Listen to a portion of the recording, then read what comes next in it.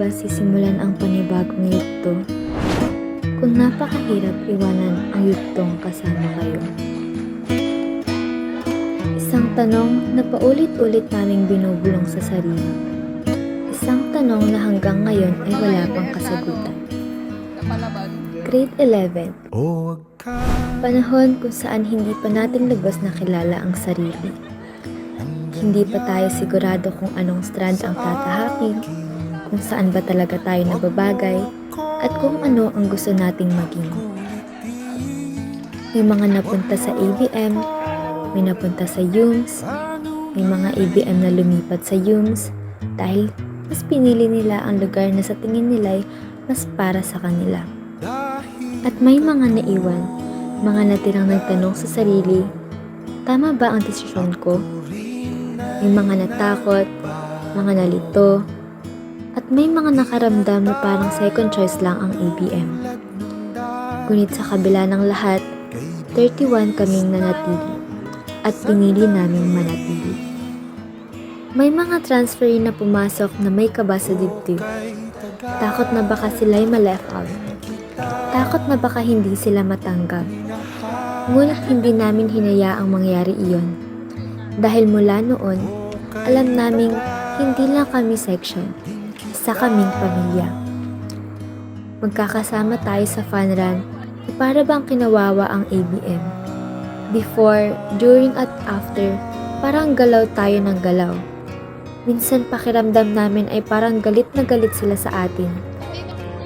Aminin man natin o hindi, dumating sa puntong napuno na rin tayo.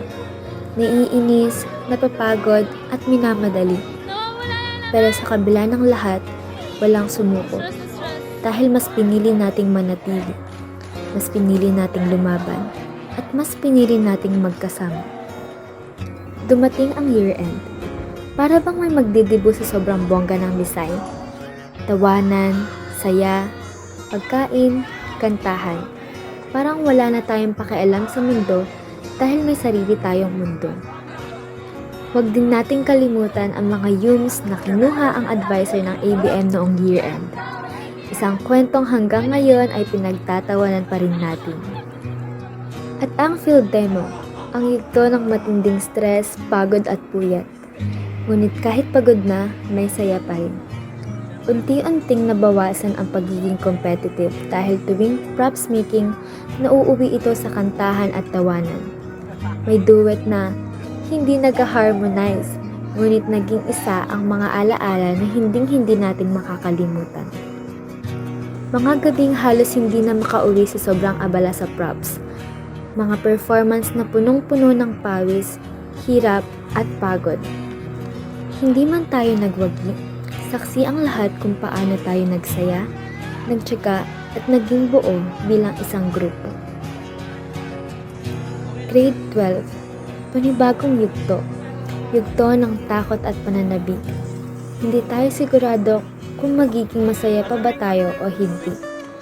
Paano ba naman, nekos-mekos tayo, UMS at ABM pinagsama sa iisang section?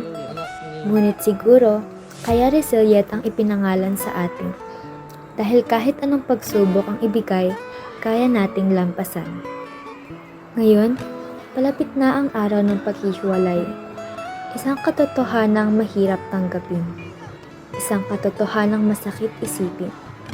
Darating ang araw na kanya-kanya na tayo ng landas. Hindi na araw-araw magkikita, na ang tawanan ay mapapalitan ng alaala. Kaya uulitin ko, paano sisimulan ang panibagong yugto kung wala na kayo? Nasanay na tayo sa presensya ng bawat isa, sa ingay ng silid-aralan, sa simpleng asaran, sa mga sandaling akala natin ay ordinary lang, ngunit ngayon ay napakahalaga pala.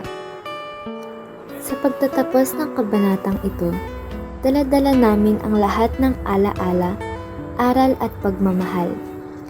Hindi man natin alam kung saan tayo dadalhin ng susunod na yugto, isang bagay ang sigurado. Habang buhay naming dadalhin ang ABM, UMS at resilient sa aming mga puso. At kahit magkahiwa-hiwalay na ang landas, mananatili ang tanong, hindi bilang lungkot, kundi bilang patunay ng pagmamahal. Paano nga ba sisimulan ang panibagong yugto kung minsan ang pinakamahirap ay ang magpaalam?